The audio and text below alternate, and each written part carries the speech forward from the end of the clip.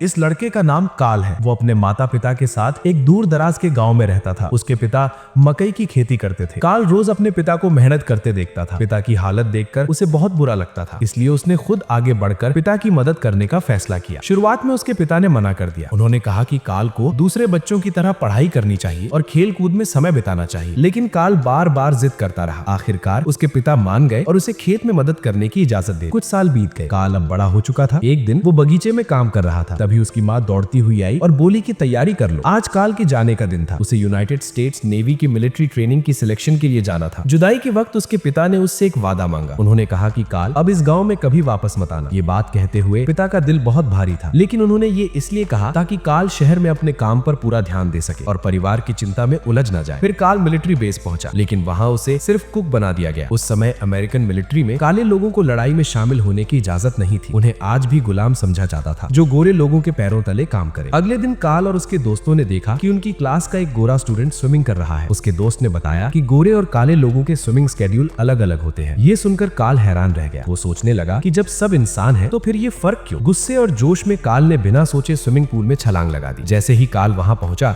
सब लोग उसे गालियां देने लगे। यहाँ तक कि शिप का कैप्टन भी भड़क गया। उसने अपने असिस्टेंट को आदेश दिया कि काल को बाहर निकाल दिया जाए। इस घटना के बाद काल को पनिशमेंट रूम में बंद कर दिया गया। थोड़ी देर बाद शिप का कैप्टन वहां आया। उसने कहा कि वो काल की स्विमिंग स्पीड से बहुत प्रभावित हुआ है। फिर कैप्टन ने काल को रेस्क्यू स्विम टीम में डाल दिया। ये सुनकर काल की खुशी का ठिकाना नहीं रहा। उसने तुरंत अपने माता पिता को चिट्ठी लिखी और ये खुशखबरी दी। अगले ही दिन समंदर के बीच एक हेलीकॉप्टर क्रैश हो गया। पूरा जहाज घबरा गया। शिप के कैप्टन ने तुरंत आदेश दिया कि एक डाइवर नीचे जाकर पायलट को बचाए। काफी देर बाद डाइवर ऊपर आया। उसका नाम था चीफ संडे। वो नेवी का एक मास्टर चीफ डाइवर था। मास्टर चीफ डाइविंग टीम की सबसे ऊंची रैंक होती है। दुर्भाग्य से पायलट को बाहर तो निकाल लिया गया, लेकिन उसकी जान नहीं बच सकी। अब दूसरा डाइवर नीचे उतरा को पायलट को बचाने के लिए। उस जमाने में एक डाइवर सिर्फ एक इंसान को ही बचा सकता था, क्योंकि उनके कपड़ों का वजन 200 किलो से भी ज्यादा होता था। जैसे ही दूसरा डाइवर नीचे जा रहा था, सेफ्टी रोप टूट गई। वो सीधे समंदर की गहराई में गिर गया। ये देखकर चीफ संडे ने बिना वेट सूट पहने ही छलांग लगा दी उसे बचाने के लिए। आखिरकार दोनों जिंदा बाहर आ गए, लेकिन इस हादसे में चीफ संडे के फेफड़े बुरी तरह जख्मी हो गए। उन्हें हॉस्पिटल में भर्ती कराया गया। डॉक्टर ने साफ मना कर दिया कि जब तक वो पूरी तरह ठीक नहीं हो जाते, वो डाइविंग नहीं कर सकते। डॉक्टर की ये बात सुनकर चीफ संडे टूट गया। उसने गुस्से में हॉस्पिटल में हंगामा कर दिया। अगले दिन उसके इस बर्ताव को लेकर उस पर ट्रायल हुआ। पूरी नेवी मौजूद थी। काल भी वहां था। आखिरकार कैप्टन ने फैसला सुनाया और चीफ संडे को डाइविंग कोच बना दिया गया। ट्रायल खत्म होने के बाद काल कैप्टन के पास गया। उसने विनती की कि उसे हेडक्वार्टर्स में डाइविंग ट्रेनिंग लेने की इजाजत दी जाए। काल ने कहा कि कल उसने चीफ संडे का रेस्क्यू देखा और उसी पल फैसला कर लिया कि वो भी एक दिन लोगों की जान बचाने वाला बनेगा। काल की आंखों में जो जुनून था, वो देखकर कैप्टन का दिल पिघल गया। उसने काल को स्विमिंग डिवीजन से हटाकर डाइविंग डिवीजन में भेजने की इजाजत दे दी। अगले दिन काल ट्रेनिंग कैंप पहुंचा। जब उसने गार्ड को ड्यूटी लेटर दिया, तो गार्ड हैरान रह गया, क्योंकि अब तक किसी भी काले इंसान को इस मरीन बेस में आने की इजाजत नहीं मिली थी। थोड़ी देर बाद चीफ संडे खुद बाहर आए। पता चला कि वही इस डाइव कैंप के कोच हैं। काल ने उन्हें बताया कि वो यहाँ किस मकसद से आया है, लेकिन चीफ संडे ने काल का मजाक उड़ाया। उसने ताना मारते हुए कहा कि काले लोग डाइवर बनने के लायक नहीं होते। काले लोगों की जगह तो बस किचन में होती है। ये अपमान सुनकर काल कुछ नहीं बोला। वो चुप रहा और सब सहता रहा। चीफ संडे वहां से चला गया, लेकिन काल गेट के बाहर ही खड़ा रहा शाम तक। जब चीफ संडे वापस लौटा और काल को अब भी गेट के बाहर देखा, तो उसे बहुत चिढ़ हुई। उसने जबरदस्ती काल को गाड़ी में बैठाया और उसे उसके गांव छोड़ने ले चला, लेकिन काल ने साफ मना कर दिया। उसने कहा, मैंने अपने पिता से वादा किया है कि मैं जरूर नेवी का हिस्सा बनूंगा। काल की आंखों में जुनून देखकर चीफ संडे थोड़ा रुका। आखिरकार उसने काल को कैंप में घुसने की इजाजत दे दी। कैंप में काल से एक स्टूडेंट मिला जिसका नाम स्नो हिल था। वो अकेला गोरा लड़का था जो स्किन कलर की परवाह किए बिना काल से बात करने आया था। स्नो हिल ने काल को बताया कि इस कैंप को एक फॉर्मर मरीन चलाते हैं जिनका नाम है मिस्टर पैपी। फिर स्नो हिल काल को उसके डॉर्म रूम तक ले गया। वहाँ एक नया गोरा स्टूडेंट था जो काल के आने से खुश नहीं था। जब चीफ संडे वहाँ पहुंचा, तो सब स्टूडेंट्स ने काल को बताया कि काल अब ऑफिशियली ट्रेनिंग कैंप का हिस्सा है। कोच की ये बात सुनते ही बाकी स्टूडेंट्स एक एक करके डॉर्म छोड़कर बाहर चले गए। उन्होंने कहा, काले लोगों के साथ एक ही कमरे में रहने से बेहतर है नेवी छोड़ देना। आखिर में सिर्फ काल और स्नो हिल ही बचे। रात में वो गोरा स्टूडेंट काल को जबरदस्ती जगाता है, घसीट कर बाहर ले जाता है, उस पर पानी डालता है और ताना मारता है। वो कहता है, अब अपनी औकात जान ले, तू आलसी नहीं बन सकता, क्योंकि चीफ संडे ने काले लोगों को एक्सेप्ट करके अपना नाम खराब कर लिया है। काल बस सब सहता रहा। कोच की दी हुई टॉर्चर को चुपचाप झेलता रहा। अगले दिन काल की पहली ट्रेनिंग शुरू होती है। चीफ संडे सबको समझाता है कि इस पहले टेस्ट में कई लोग फेल होंगे, क्योंकि स्विमिंग और डाइविंग दो अलग अलग चीजें हैं। चीफ संडे जानता है कि स्नो हिल अपने होम टाउन का बेस्ट स्विमर है। वो स्नो हिल को आगे बुलाता है और उसकी डाइविंग स्किल चेक करता है, लेकिन स्नो हिल डाइव नहीं कर पाता। चीफ संडे उसे तुरंत ट्रेनिंग से बाहर कर देता है। दिन बीतते गए। काल और बाकी स्टूडेंट्स लगातार ट्रेनिंग करते रहे। फिर रिटन एग्जाम आया। काल के मार्क्स बहुत खराब आए। ऑफिसर ने चेतावनी दी कि अगर अगली बार भी स्कोर खराब हुआ तो काल को ट्रेनिंग से निकाल दिया जाएगा। सेमेस्टर ब्रेक में काल सिटी की लाइब्रेरी चला जाता है है पढ़ाई करने के लिए। वहीं उसकी मुलाकात होती है जो से, जो नर्सिंग की स्टूडेंट थी। जब काल ने जो से पढ़ाई में मदद मांगी तो उसने मना कर दिया। उसने कहा कि नेवी का सिलेबस बहुत टफ है और इसे समझने में कई महीनों लग जाते हैं। लेकिन काल की लगन देखकर जो का दिल पिघल गया। आखिरकार उसने काल की मदद करने का फैसला किया। धीरे धीरे काल के मार्क्स अच्छे आने लगे। एक दोपहर चीफ संडे वापस डाइविंग ट्रेनिंग लेने आता है। वो दो नए ट्रेनीज रूर्क और अशर को संकन शिप वेल्ड करने का आदेश देता है। जब अशर वेल्डिंग कर रहा होता है तभी शिप अचानक हिलने लगती है और खाई में गिरने वाली होती है। घबराहट में अशर की एयर होज ऊपर फंस जाती है। सब लोग रूर्क और अशर की मदद की आवाज सुनते हैं। काल बिना देर किए खुद आगे आता है और दोनों को बचाने की बात करता है, क्योंकि उस वक्त और कोई रास्ता नहीं था। चीफ संडे उन्हें सिर्फ 5 मिनट देता है। 5 मिनट, उससे पहले उनकी हवा खत्म हो जाएगी। रेस्क्यू दौरान डर के मारे रूर्क भागने लगता है। काल को गुस्सा आता है, लेकिन वो अपना ध्यान अशर को बचाने पर ही रखता है। आखिरकार दोनों की जान बच जाती है। इसके बाद चीफ संडे नेवी कमांडर का अवार्ड पड़ता है, लेकिन अवार्ड रूर्क को दिया जाता है, जबकि असल में काल ने ही सबकी जान बचाई। फिर भी कमांडर ने काल की बहादुरी को मानने से इनकार कर दिया, सिर्फ इसलिए क्योंकि वो काला था। बाकी स्टूडेंट्स काल का सब्र देखकर धीरे धीरे उसके करीब आने लगते हैं। अब वो उसे दोस्त मानने लगते हैं। अगले दिन काल अपने गाँव घर पर फोन करता है। फोन पर उसकी माँ बताती है कि उसके पिता अब नहीं रहे। ये सुनते ही काल टूट जाता है। माँ बताती है कि पिता ने जानबूझकर अपनी बीमारी के बारे में नहीं बताया, ताकि काल पढ़ाई पर ध्यान दे सके और अपने सपने पूरे कर सके बिना किसी चिंता के। काल जो को फोन करता है और उसे अपने पास आने को कहता है। जब वो इंतजार कर रहा होता है तभी एक महिला काल के पास आती है। वो और कोई नहीं, चीफ की पत्नी होती है। काल को रोता देख चीफ की पत्नी कहती है, हम दोनों की किस्मत आज एक जैसी है। वो औरत भी अंदर से बहुत दुखी, क्योंकि उसकी शादी की सालगिरह के दिन चीफ संडे ने उसके साथ समय बिताने के बजाय अपने साथियों के साथ पार्टी करना चुना था। वो काल से कहती है कि चलो उसी बार में चलते हैं जहां उसका पति पार्टी कर रहा है। जब दोनों बार पहुंचे तो अचानक सारे नेवी मेंबर्स काल को घूरने लगे। किसी ने तुरंत चीफ संडे को खबर दे दी। चीफ संडे गुस्से में वहां आया और काल को सबके सामने डांटने लगा। उसने कहा, काले लोगों की यहाँ कोई जगह नहीं है। ये सुनकर काल का सब्र टूट गया। पहली बार वो अपने कोच के सामने खड़ा हुआ। गुस्से में उसने कहा, आप मुझसे जलते हैं क्योंकि मैं आपसे बेहतर हूँ। उसी वक्त बार में जो भी थी हंगामा देखकर वो समझ ही नहीं पाई कि अचानक ये सब क्या हो गया। तभी चीफ संडे ने काल को चैलेंज दिया। उसने कहा, पानी के नीचे सांस रोकने की रेस होगी। अगर काल हार गया तो उसे ट्रेनिंग कैंप से बाहर कर दिया जाएगा, लेकिन अगर काल जीत गया तो स्नो हिल को फिर से कैंप में वापस लिया जाएगा। इतनी बेइज्जती झेलने के बाद कार्ल ने बिना सोचे चैलेंज एक्सेप्ट कर लिया। आखिरकार कार्ल ने रेस जीत ली। मैच खत्म होने के बाद कार्ल को एहसास हुआ कि जो कहीं दिखाई नहीं दे रही। वो तुरंत उसे ढूंढने निकल पड़ा। कार्ल ने जो से पूछा कि वो अचानक क्यों चली गई। जो ने बताया कि वो वहाँ अलविदा कहने आई थी। उसे शहर से बाहर एक जॉब मिल गई है और वो कल ही जा रही है। ये सुनकर कार्ल सन रह गया। जोश में आकर उसने वहीं जो को प्रपोज कर दिया। उसने वादा किया कि ट्रेनिंग पूरी होते ही वो जरूर उससे मिलने आएगा। अगले दिन मिस्टर पैपी ने चीफ संडे को बुलाया। उसने साफ कहा कि किसी भी हाल में कार्ल को कल का एग्जाम पास नहीं करना है। मिस्टर पैपी नहीं चाहता था कि कोई भी काला स्टूडेंट कैंप से ग्रेजुएट करे। हालांकि चीफ संडे भी कार्ल को पसंद नहीं करता था, लेकिन उसे ये बात बिल्कुल पसंद नहीं आई कि मिस्टर पैपी अपनी पावर का गलत इस्तेमाल कर रहा है। कल की घटना के बाद चीफ संडे को एहसास हो चुका था कि कार्ल असल में उससे कहीं बेहतर है। फिर भी वो अपने सीनियर का आदेश टाल नहीं सका। उसने ये बात कार्ल को बता दी। वहाँ दोनों की बहस हो गई, क्योंकि कार्ल अब भी एग्जाम देना चाहता था। गुस्से में चीफ संडे ने वो रेडियो जमीन पर पटक दिया जो कार्ल को उसके पिता ने दिया था। कार्ल का दिल टूट गया, क्योंकि उसके पिता की वो आखिरी निशानी टूट चुकी थी। अगले दिन जब सारे पार्टिसिपेंट्स एग्जाम के लिए तैयार हो रहे थे तभी कार्ल वहाँ पहुँच गया। उसने अपने कोच को पूरे भरोसे से देखा। उस नजर को देखकर चीफ संडे समझ गया कि अब वो कार्ल को रोक नहीं सकता। आखिरकार उसने कार्ल को एग्जाम देने की इजाजत दे दी। एग्जाम शुरू हुआ। ऊपर से टेस्ट किट से भरे बैग पानी में फेंके गए, लेकिन जब कार्ल की बारी आई तो मिस्टर पैपी के आदेश पर उसका बैग जानबूझकर फाड़ दिया गया। पानी के अंदर कार्ल के पास कुछ भी नहीं था। फिर भी वो इक्विपमेंट ढूंढने की कोशिश करता रहा। कई घंटे बीत गए। एक एक करके सारे पार्टिसिपेंट्स एग्जाम पास करते गए। अब पानी में सिर्फ कार्ल ही बचा था। मिस्टर पैपी दूर से एग्जाम मॉनिटर कर रहा था। उसने चीफ संडे से कहा, कार्ल को वहीं रहने दो जब तक उसकी सांस न टूट जाए। चीफ संडे दुविधा में फंस गया। अगर वो आदेश नहीं मानता तो उसका करियर खत्म हो सकता था। उधर जो काम पर थी, लेकिन उसका मन बहुत बेचैन था। उसे कार्ल को लेकर कुछ ठीक महसूस नहीं हो रहा था। वो सब छोड़कर एग्जाम वेन्यू की ओर दौड़ पड़ी। रात हो गई, लेकिन कार्ल अब भी समंदर के नीचे था। अब चीफ संडे और बाकी स्टूडेंट्स चिंतित होने लगे। मिस्टर पैपी बार बार फोन पर चिल्ला रहा था कि कार्ल की मदद मत करना। आखिरकार चीफ संडे ने बॉस के खिलाफ जाने का फैसला किया। उसने तुरंत आदेश दिया कि कार्ल को ऊपर खींचा जाए। जब सब लोग रोप खींच रहे थे तभी कार्ल खुद पानी से बाहर आ गया और उसने एग्जाम परफेक्ट तरीके से पास कर लिया। अगले दिन ग्रेजुएशन सेरेमनी में स्नो हिल कैंप आया। वो कार्ल को एक अच्छी और एक बुरी खबर देता है। अच्छी खबर ये थी कि नेवी ने स्नो हिल को फिर से डाइविंग ट्रेनिंग की इजाजत दे दी है, और बुरी खबर ये कि चीफ संडे को मिस्टर पैपी के आदेश के खिलाफ जाने और कार्ल को पास कराने की वजह से जॉब से निकाल दिया गया है। ये सुनकर कार्ल कुछ नहीं बोला। वो चुपचाप अपना सामान पैक करने लगा। तभी उसकी नजर अपने पिता के रेडियो पर पड़ी। रेडियो बिल्कुल ठीक था। कार्ल समझ गया कि चीफ संडे ने इसे ठीक करवाया था। कुछ साल बाद आज कार्ल नेवी का सीनियर डाइवर है। उसकी शादी जो से हो चुकी है और उसका एक बेटा भी है। फिलहाल वो अमेरिका के इतिहास के सबसे बड़े मिशन पर है, समंदर की गहराई में डूबी हुई न्यूक्लियर बम को ढूंढना। कमांडर ने उससे कहा अगर वो बम फट जाती तो उसके धमाके की ताकत पूरे इलाके को तबाह कर सकती थी। शुरुआत में कमांडर को शक था कि क्या कार्ल ये मिशन अकेले पूरा कर पाएगा, लेकिन कार्ल ने एक बार फिर सबको गलत साबित कर दिया। उसकी कामयाबी पूरे अमेरिका में लाइव दिखाई गई। जो कार्ल कभी सिर्फ काले होने की वजह से ठुकराया गया था, आज वही कार्ल देश का हीरो बन चुका था। इसके बाद कमांडर ने बाकी मेंबर्स को आदेश दिया कि बम को ऊपर सतह पर लाया जाए, लेकिन जैसे ही बम को उठाया गया, जब कार्ल को होश आया तो वो देखकर चौंक गया। वो हॉस्पिटल में था। जो ने बताया कि ये सब कल की घटना की वजह से हुआ। उसकी टांग बुरी तरह जख्मी हो चुकी थी, लगभग कट ही गई थी। डॉक्टर्स ने कह दिया कि अब कार्ल पहले की तरह चल भी नहीं पाएगा। ये सुनते ही कार्ल टूट गया। उसे लगा कि वो अपने पिता को गर्व महसूस नहीं करा सका। उधर चीफ संडे एक मेंटल हॉस्पिटल में था। ड्राइविंग लाइसेंस रद्द होने के बाद वो गहरे डिप्रेशन में चला गया था। अगले दिन जब वो अकेला बैठा था, एक नर्स ने उसे अखबार दिया। अखबार में कार्ल के हादसे की खबर थी। ये देखकर चीफ संडे का दिल भर आया। एक फॉर्मर टीचर होने के नाते वो खुद को रोक नहीं पाया और कार्ल से मिलने हॉस्पिटल चला गया। थोड़ी देर बाद कमांडर और उसका असिस्टेंट भी कार्ल से मिलने आए। इसके बाद नेवी का कैप्टन हैंक्स भी वहां पहुंचा। कार्ल ने उनसे विनती की कि ठीक होने के बाद उसे फिर से काम पर लौटने दिया जाए, लेकिन कार्ल की हालत देखकर कैप्टन हैंक्स ने भारी मन से कहा अब तुम कभी डाइविंग नहीं कर पाओगे। ये सुनकर कार्ल ने एक अखबार दिखाया। उसमें एक एयरफोर्स पायलट की कहानी थी जिसकी सिर्फ एक ही टांग थी, फिर भी वो देश का गर्व बना। कार्ल ने कैप्टन हैंक्स से कहा मुझे बस कुछ हफ्ते दीजिए, मैं साबित कर दूंगा कि मैं भी नेवी का गर्व बन सकता हूँ। कार्ल ने डॉक्टर से ये भी कहा कि उसकी टांग काट दी जाए ताकि वो उसके मिशन में रुकावट न बने। ये सब सुनकर जो बाहर खड़ी थी तुरंत अंदर आई और कार्ल को डांटा। वो उसके जिद्दी फैसले के खिलाफ थी। कार्ल अब दुविधा में था, या तो वो अपना सपना छोड़ दे और एक छोटी सी फैमिली के साथ सामान्य जिंदगी जिए, या फिर सब कुछ दांव पर लगाकर अपने सपने के पीछे दौड़ता रहे। काफी सोचने के बाद कार्ल ने फिर से अपने सपने को चुन लिया। सर्जरी के बाद वो सिर्फ एक टांग पर जीने की प्रैक्टिस करने लगा। उसी दौरान चीफ संडे वहां आया। उसने कहा कि कल जब मैंने तुम्हारी खबर पढ़ी तो लगा कि हम दोनों की किस्मत एक जैसी है। हम दोनों अब डाइविंग नहीं कर सकते। लेकिन एक टीचर के तौर पर वो अच्छी तरह जानता था कि कार्ल कौन है। उसके लिए कार्ल वो इंसान है जो कभी हार नहीं मानता। चीफ संडे ने वादा किया कि वो नेवी ऑफिशियल से बात करेगा और कार्ल को वापस डाइविंग में लाने की कोशिश करेगा। साथ ही वो कार्ल की रिकवरी में भी मदद करेगा। आखिरकार कॉन्फ्रेंस का दिन आ गया। ये दिन तय करने वाला था कि नेवी में कार्ल का भविष्य क्या होगा। लेकिन कोर्ट रूम के दरवाजे पर गार्ड ने चीफ संडे को रोक लिया। अंदर कार्ल से कुछ सवाल पूछे गए। इसके बाद कैप्टन हैंक्स ने एक गार्ड को वेट सूट लाने का आदेश दिया। वो वेट सूट 200 किलो से भी ज्यादा भारी था। कैप्टन हैंक्स ने कार्ल को चुनौती दी, अगर तुम इस वेट सूट में 12 कदम चल पाए तो मैं तुम्हें फिर से डाइवर बनने दूंगा। बाहर खड़ा चीफ संडे गुस्से में भड़क गया। उसने गार्ड को डांट कर जबरदस्ती अंदर घुसने को कहा। डर के मारे गार्ड उसे अंदर जाने दिया। दरवाजा खोलते ही चीफ संडे हैरान रह गया। ऊपर बैठे अफसर कार्ल को 200 किलो का वेट सूट पहनने का आदेश दे रहे थे। उसी वक्त पीछे से कार्ल की पत्नी जो और उसका बेटा भी वहां पहुंच चुके थे। वो अपने पिता की आखिरी लड़ाई देखने आए थे। चीफ संडे ने ऊपर बैठे अफसरों से रियायत मांगी। उसने कहा कि इतना भारी वेट सूट पहनकर सामान्य इंसान भी नहीं चल पाता। फिर कार्ल तो, लेकिन कार्ल ने आंखों से ही चीफ को भरोसा दिलाया। वो साबित करेगा कि कमी किसी के सपने के आड़े नहीं आती। अपने स्टूडेंट का हौसला देखकर चीफ संडे ने कार्ल का साथ देने का फैसला किया। सब कुछ तैयार हुआ। कार्ल धीरे धीरे खड़ा हुआ और अपना पहला कदम आगे बढ़ाया। 12 कदमों की वो लड़ाई अब शुरू हो चुकी। 1 2 3 4। अरे गॉड डैम इट कुकी, अपनी जान लगा दे, मुझे मेरे 12 स्टेप्स चाहिए। 9 नेवी डाइवर, अब तुम इस पल से फिर से एक्टिव ड्यूटी पे हो कुकी। आखिरकार कार्ल ने अपने पूरे 12 कदम पूरे कर लिए। कार्ल की ये जद्दोजहद देखकर कैप्टन हैंक्स और सारे हायर अप्स ने ये मान लिया कि कार्ल दोबारा नेवी डाइवर्स का हिस्सा बनेगा। अचानक पूरा हॉल खड़ा हो गया। हर तरफ से तालियां गूंजने लगी। सब लोग कार्ल की उस लड़ाई को देख रहे थे जो उसने हार मानने से मना करके जीती थी। उसी भीड़ के बीच चीफ संडे को लगा कि टीचर के तौर पर उसका फर्ज पूरा हो चुका है। वो चुपचाप पीछे की तरफ मुड़ा और जाते जाते उसने आखिरी बार सल्यूट किया उस काले स्टूडेंट को जिसने उसे जिंदगी का सबसे बड़ा सबक सिखाया था। सपने पूरे करने के लिए हालात नहीं, हौसले मायने रखते हैं।